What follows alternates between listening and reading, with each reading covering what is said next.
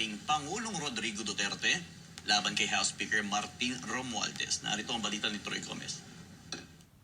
Tiniyak ni Senadora Amy Marcos na mananatili siyang loyalista o tapat kay dating Pangulong Rodrigo Duterte sa kabila ng umano'y destabilisasyon sa liderato ng Kamara. Matatandaan na sa isang sesyon sa araw ng Lunes sa Kamara ay dinepensahan ni House Speaker Martin Romualdez ang sarili laban sa banta sa Kamara kung saan kanyang tinukoy si dating Pangulong Duterte na sumisira sa reputasyon ng institusyon. Sa isang mensahe na tila pasaring ng senadora sa liderato ng Kamara ay sinabi niya na kabastusan sa aral ng Yolanda ang ginagawa ng mga politikong pinagwawatak-watak ang bansa at ginagamit ang mga isyu sa pagpapapogi at pagpapalapad ng papel.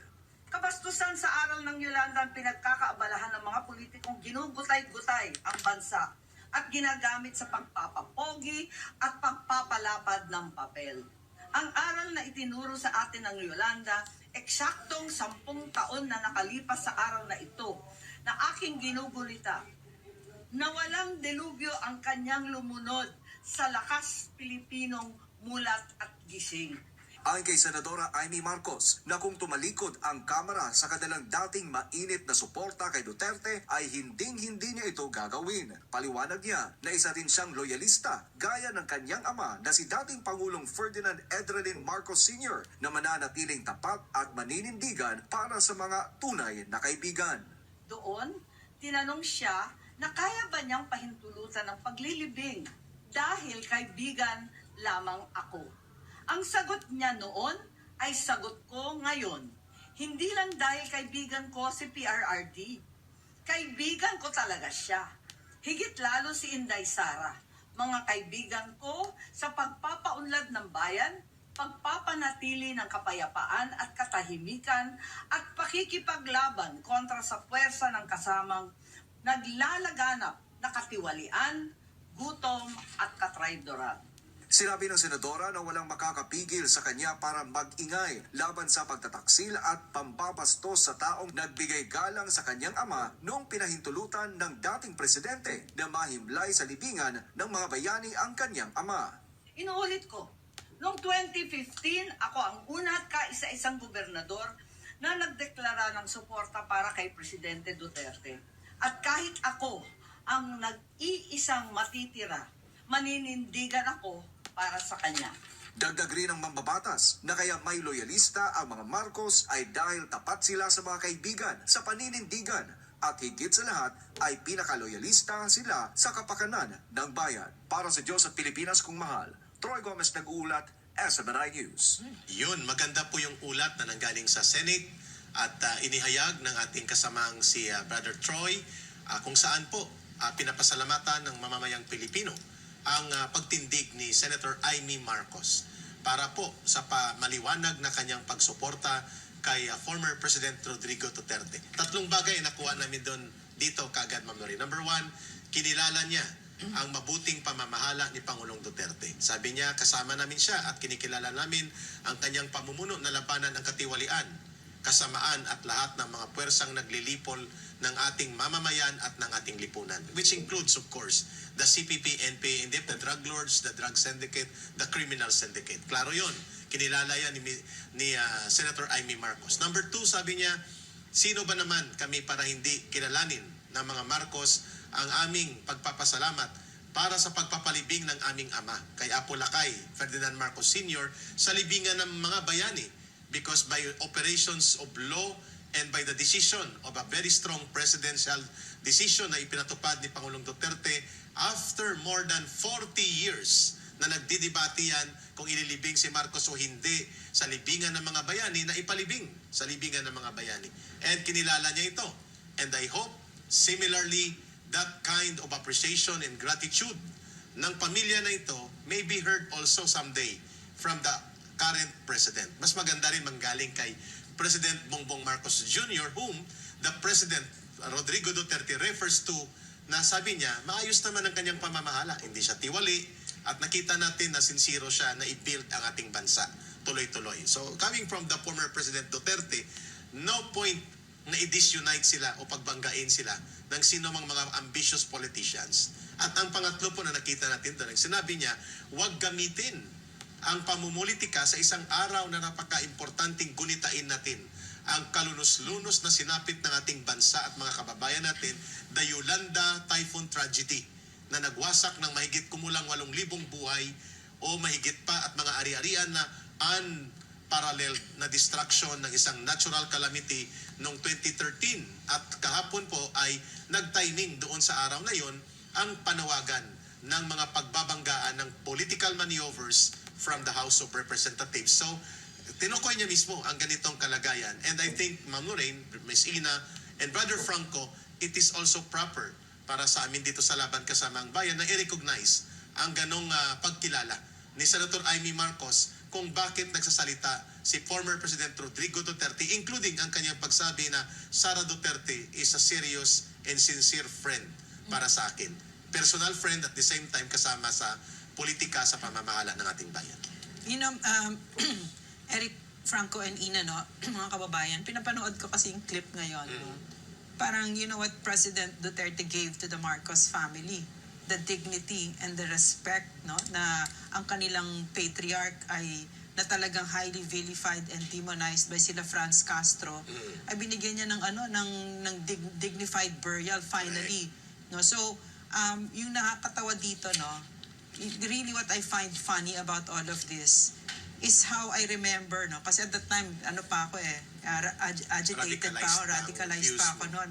And I remember itong sila Franz Castro, sila Arlene Brosas were the ones na gusto nila pahukay yung bangkay ni Ferdinand Marcos Sr.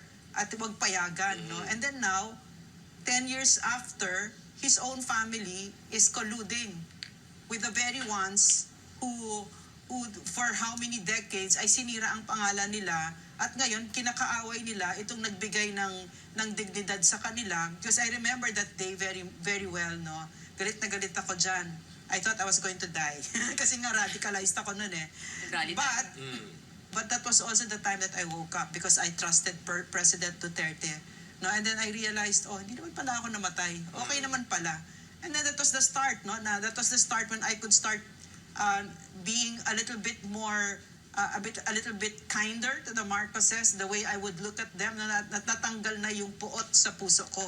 No, so I don't think that this is just a personal issue, just one experience, because I've spoken to a lot of my friends who are on the same path as I was, yung radicalized for how many decades because of the CPP, NPA, NDF. At dahil doon on that one act of giving dignity to Ferdinand Marcos Sr., President Duterte opened the eyes of so many Filipinos. Correct. Ms. Ina, Brother Franco, your take on this statement actually, of Senator Amy Marcos. Yeah, susugan ko lang yung kay Ma'am Lorraine.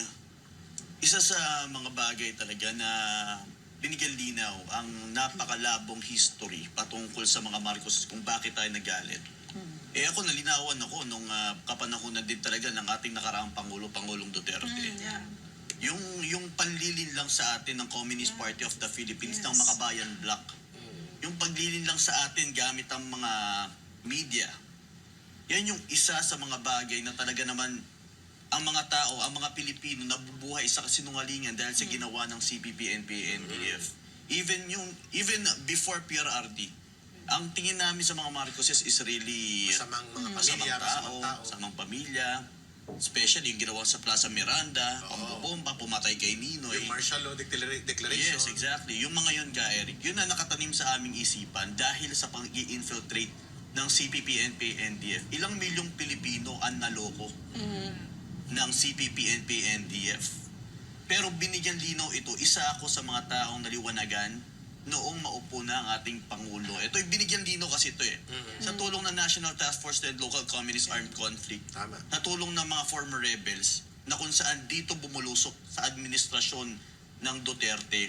Dito, milyong-milyong mga Pilipino ang namulat sa panlilin lang ng CPP, NPA, NDF kung sino ang Marcos. Ngayon, dahil sa suportang ipinagkaloob din ng ating nakaraang Pangulo sa mga Marcoses, dito nakita nila, naliwanagan sila kung bakit kinakailangan natin na ipagpatuloy ang pamamahala ng Marcos. Miss Ina, your take on this before ako. Dagdag no sa mga sinabi niyo like Franco, kasi panahon din ni Pangulong Duterte naranasan ko ba una maging against the government. Kasi yung panahon din na Na-recruit na-recruit tayo Yeah. dahil din no Yeah. sa kampanya no ng mga komunistang teroristang Yeah. grupo ni Yes. propaganda nila. Yes. Kaya dami rin talaga nagalit. At alam ko Ma'am Lorraine sa una ganun ka din. Yes, oo. Diba? Yung Yeah. nilibing din si dating Pangulong Dati kay Ferdinand PRR, Sr. diba? Diba? Yeah. No, nag-rally din kami doon. Yes. Lahat yung naranasan natin no at doon talaga yung paniningnan no yung historical revision na sinasabi na sila pala talaga nagkumit itong mga komunistang teroristang grupo Sila ito. Franz But Castro. dahil Yeah. na rin no sa prinsipyo ni Pangulong Duterte, diba, more than sa personal kasi I think it's really what President Duterte that time no thought na yun talaga yung tamang gawin na kasi naayon sa batas. Yes. At ngayon naman, papasalamat din tayo kasi nga nakita yun ni Senator Amy Marcos. At tulad ng sinabi mo, buti naman at merong nagsalita din sa side nila na maliban sa personal siguro dahil din yung tamang gawin. Correct. Na itama yung pagtingin din no, kay Pangulong Duterte no, sa kabila ng lahat no, ng mga politikang ito, saan nanggagaling si dating Pangulong Rodrigo Duterte, which is ano ba yung lagay ng ating bansa. Balik tayo lagi dun sa issue. At ngayon, dito sa Laban Kasamang, balik natin, sino ba talaga yung totoong kalaban? Ang CPP, NP, NDF. Correct. At yan ang nangyayari dyan sa Kongreso, nagmamaniobra sila. Yes. Doon tayo nag-iingat mga kababayan. Correct, Miss Ina. Dagdagan ko yung binanggit ni Ma'am Lorraine. Siguro it also prompted or made Senator Amy Marcos realize yung sobra-sobrang maniobra sa maruming laro ng politika na pinangunahan ni Speaker Martin Romualdez kasabwat ang dilawan, pinklawan, lalo na ang mga manonulsol at operatiba ng CPP, NPA, NDF, yung pagre-realize niya nang sabihin na natin it's a value in the Filipino culture ang utang na loob. Nakita niya na sobra-sobra yung pag-atake sa Vice Presidente, yung pag-atake kay Pangulong Duterte at mukhang napagkaisahan. And na-realize niya, Ma'am Lorraine, it prompted her, I think, out of that notion of acceptance that if not for Rodrigo Duterte, hindi maililibing sa libingan ng mga bayani ang former President Apolacay Ferdinand Marcos Sr. So, nakita niya tahimik ang buong pamilya. In fact, ang kanyang pamangkin at si Martin Romualdez na kanyang pinsan ay iba ang tono nang magpasa ng Resolution 1414, which was actually a loyalty check of the Speaker of the House for himself sa kanyang leadership. Pangalawa kong punto, Ma'am Lorraine, Miss Ina, and Brother Franco, maliban dito sa statement ni Senator Amy Marcos, ililinaw po natin ang naging pahayag ni Pangulong Duterte when that very controversial, highly unexpected political decision of a sitting president that was expected to polarize the nation. Kasi very polarizing issue Yeah, pagdating yeah. kay Marcos. At saka bago pa lang siya, Bago no? siya Yes, noon. yeah. In 2017 yata nangyari ito. Mag-iisang taon pa lang siya. Ang sabi niya, nasa batas natin na ang lahat ng mga former presidents, mga bayani, national artists, among others, at mga sundalo at mga pulis ay entitled sa burial site sa loob ng libingan ng mga bayani in honor of their service to our country. Yeah. Malinaw na sa batas yun. Pero sabi niya, kung kayo ay nagtatalo, kung ako ay tama o mali, let it be decided by the Supreme Court. Yeah. Dinala sa Supreme Court. At sinabi ng Supreme Court, tama ang desisyon na yan. Sino ang mga nag-object, Eric? Iyon. Sino pinakamaingay na ngaw-ngaw sa objection? Ang mga nag-object ay ang mga CPP, NPA, NDF na mga operatiba at mga leaders nila na pasimuno ng kaguluhan since 1968 Ang mga dilawan. nang sila'y naitatag at ang mga dilawan na kasabwat nila. Sila po ang pinagmulan kung bakit nagkaroon ng matinding kaguluhan sa ating bansa. Kung bakit napilitan ang former President Marcos Sr. na magpatupad ng martial law dahil sa pangbubomba sa Plaza Miranda. Nakagagawa nila Joe Masison at ng CPP, NPA na itinatanggi ng kanilang organisasyon hanggang ngayon. Subalit, ibinulgar ng mga kadre na may kaalaman tungkol dito kung kaya sila umalis sa CPP, NPA, NDF like Victor Corpus, like Ramon, and marami pang mga kadre na nagsalita, bayaw ni Santoro Campo, si Dick Malay, and many more na nagpapatotoo na sila ang pasimuno sa Plaza Miranda bombing na ikinamatay ng mga sibilyan pati bata. Number 2, sila din ang pasimuno ng mga pagpapasok ng armas mula sa China. Ang pangatlong punto ni Pangulong Duterte, Ma'am Lorraine, Miss Ina, kung bakit kailangan mailibing ang former Apolacay Sr. Marcos sa libingan ng mga bayani, undoubtedly, he fought for this country with our people to defend us during World War II. War veteran si Marcos Sr. Whatever questions about the medals or the awards or military honors given to him, Sabi ni Pangulong Duterte, nakipaglaban siya nung kabataan niya upang ipagtanggol ang ating bansa. And he was an intelligence officer. Major siya sa guerrilla forces ng USAFE, si President Marcos Sr. He deserves, as a soldier, as a former commander-in-chief and president, to be buried in libingan ng mga bayani. Ang tanong natin kay Speaker Martin Romualdez, who happens to be the nephew of the First Lady Imelda Marcos, malapit na pinsan nila. Where were you when the family of the Marcoses are being maligned by the enemies of the government na nakikipagkulyud sa mga political opposition ng mga dilawan at pinatalsik si Pangulong Marcos Sr.? Where were you nang pinalayas sila dito at napakasama ng hatol ng kasaysayan sa isang panahon sa kanila? Ngayon, ang isang Pangulong na kinikilala ng ating bansa na isa sa pinakamatino na naging Pangulo ng bansang ito at ipinagtanggol ang kapakanan ng mamamayan at nagbigay ng parangal at pagkilala sa naging kontribusyon ng iyong uncle by affinity na si Ferdinand Marcos Sr. na mailibing sa libingan ng mga bayani, baliwala sa inyo yon? Kaya nagpapasalamat kami kahit papano nagkaroon ng pagkilala ng ganitong mga papasasalamat sa mga Duterte, lalo na kay Rodrigo Duterte bilang Pangulo noon, si Senator Amy Marcos. That makes the point clear. May batayang legal, war hero siya, former president siya, nasa batas yun. Kaya wag nyo nang sulsulan itong mga CPP, NPA, hindi para sabihin nyo na kalkalin nyo sa libingan ng mga bayani ang pagpapalibing sa bangkay ni former President Apo Lakay Sr. Marcos. Bakit? Sinabi ni Pangulong Duterte, gawin nyo yan at ipakukulong ko kayo. Yeah. That is a desecration Yeah. to the memory of the dead. And hindi yan kultura sa Pilipino na magbubungkal ka ng mga hukay ng bangkay para lamang sa political agenda at propaganda ninyo. And he was right. PRRD was proven right, no? Kasi after that, kasi itong CPP na ito, yan ang talagang ginagawa nilang issue, di ba? Correct. Yung libingan ng mga bayani issue bago nalibing itong si President Marcos. Issue na issue yan, talagang pang-agitate yan, Eric. It really worked on us, no? But nung nalibing siya, we all moved on, no? Naghilom ang bansa. Naghilom ang bansa at talagang Agree. nag-move on tayo. Tama talaga si PRRD kasi katulad nung sinabi ni Eric, no, na sa paniniwala kasi ni President Rodrigo Roa Duterte, malas yun yung hindi ninyo binabastos ninyo yung yung ating mga namatay na. No? Plus of course yung rule of law. Yan yung sinusunod niya. And parang when he was buried, hindi na nagamit yung issue na yun.